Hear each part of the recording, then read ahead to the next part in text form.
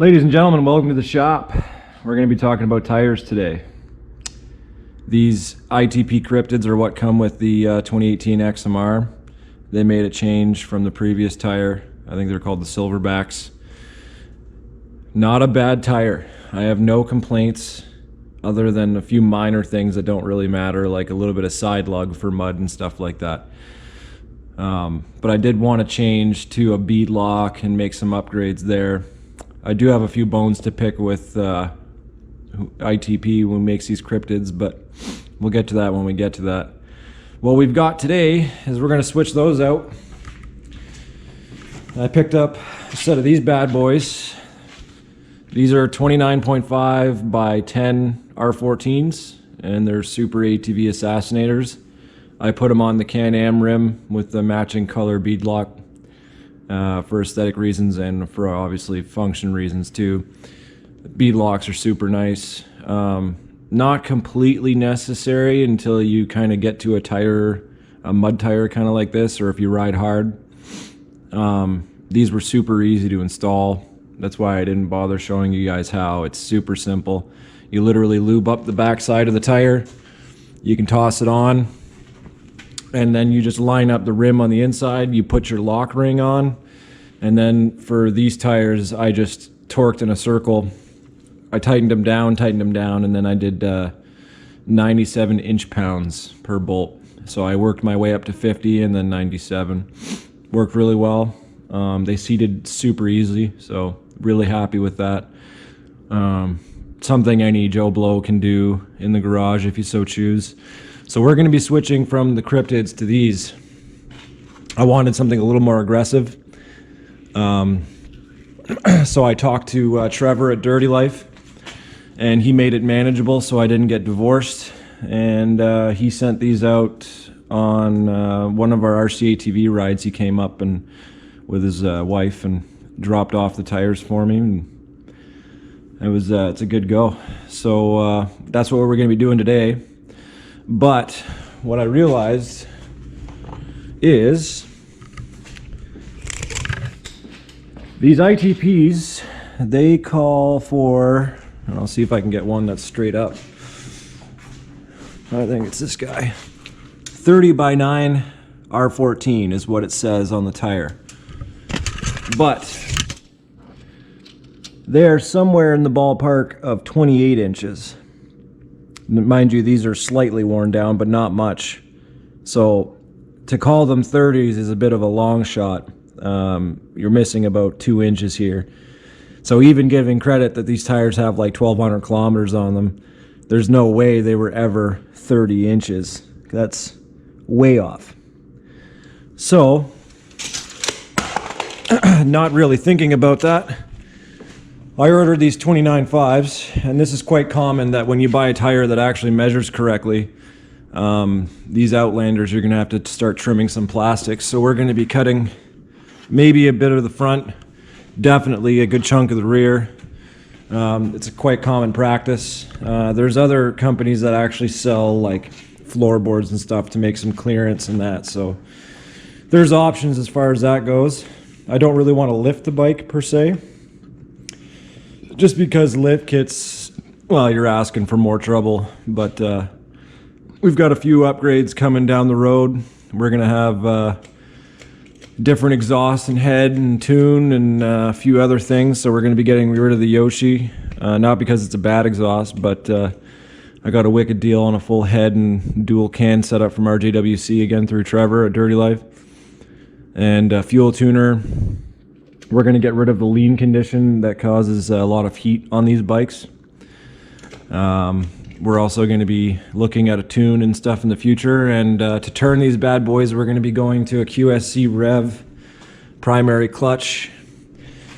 So we're definitely going to have tons of upgrades in the future, so definitely stay tuned for that. By the end of November, I'll have all this stuff on, and it's going to be a whole new monster for sure. So I'm pretty pumped to see how that turns out. But for tonight, we're just going to sling these on and see what kind of cutting and trimming we have to do. So that's pretty awesome.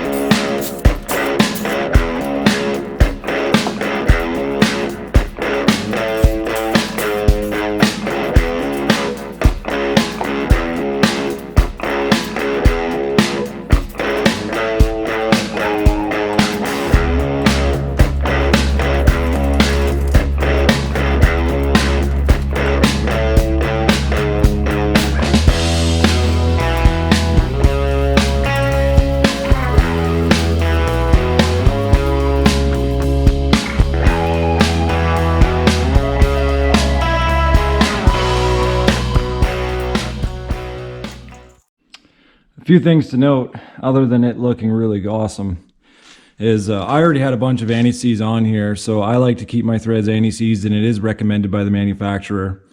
I also start my threads by hand every time, and I try not to use an impact. So they want 74 foot-pounds usually on these studs, and it is not recommended. If you look at my Am XMR review, 74 is far too much, and I was breaking studs like crazy. So I usually go for 60, and it's worked very well ever since. And you'll hear that more than once. So something to consider. A little bit of anti-seize, start them by hand. You can use an impact if you want, just to kind of zip them in, but make sure everything's lined up and good to go, and shoot for 60 foot-pounds.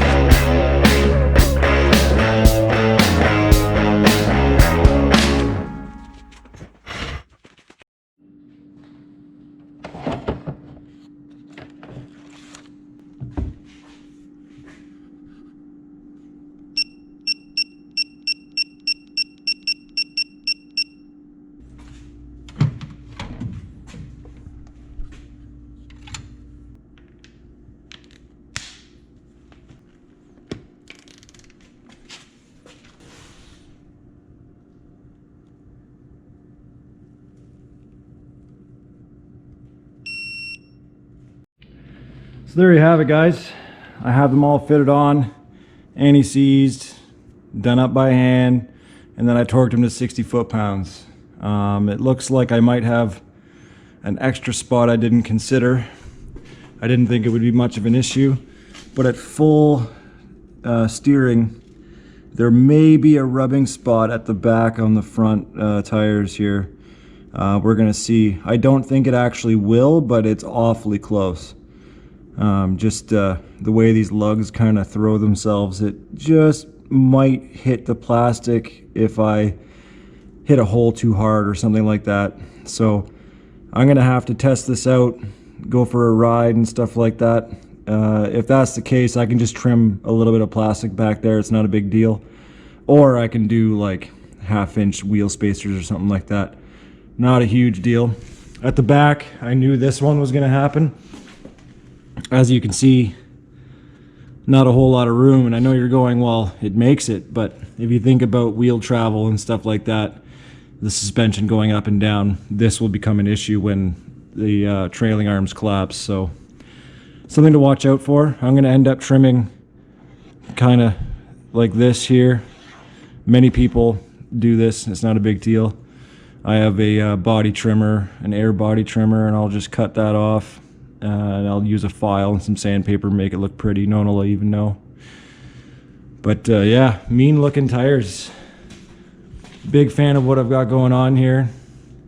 And now it's time for all the power mods to go on to make up for the tires. So I mentioned earlier,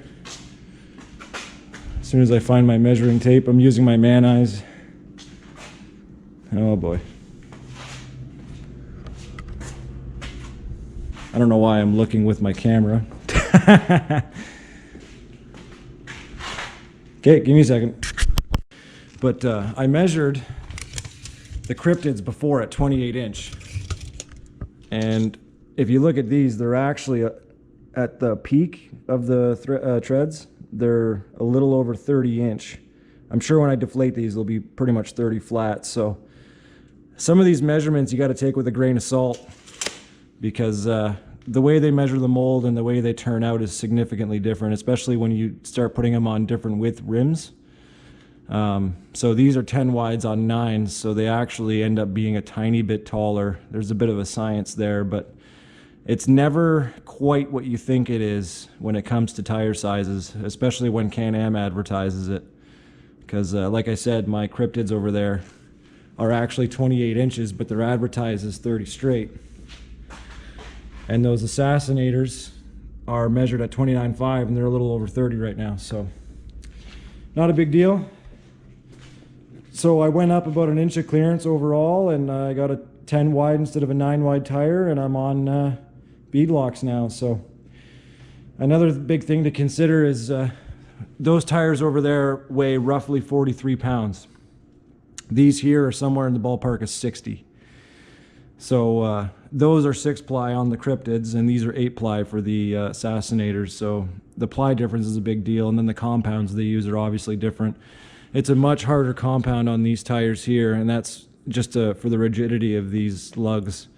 So if I was, you know, on a really cold day, these things become rock hard.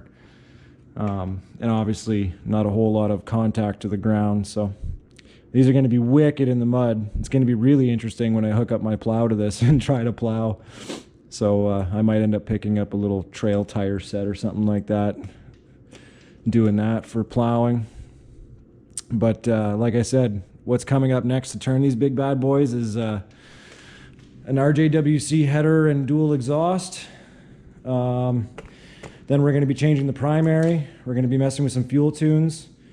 I'm looking at a fuel pump and an ECU tune and a few other minor changes. But this thing is going to be a whole other monster. Super pumped about this. I'm going to be upgrading this thing for the most part of early November. So stay tuned if you want to see the rest of this, because there's going to be some wicked upgrades. It's too bad I didn't have this done for the Toronto Power Sports show, but it is what it is. I got to keep up with these other guys, so there's going to be some serious changes, and I'm super stoked. And pay attention to this bike, because the wife's going to be getting some upgrades soon too. We're going to be contacting Dirty Life to make sure that we sort her bike out so she can follow along. She's capable for water and everything like that, but we got to get her a little more clearance on some skinny mud tires, like we're thinking sledgehammers or something. So next is going to be her bike after this. Super pumped. There's always stuff going on. I'm excited to see where this goes. We're making a lot of progress these days, and it's all because of you guys, so I obviously have to thank you for everything that's going on. But stay tuned, and we'll see you next time.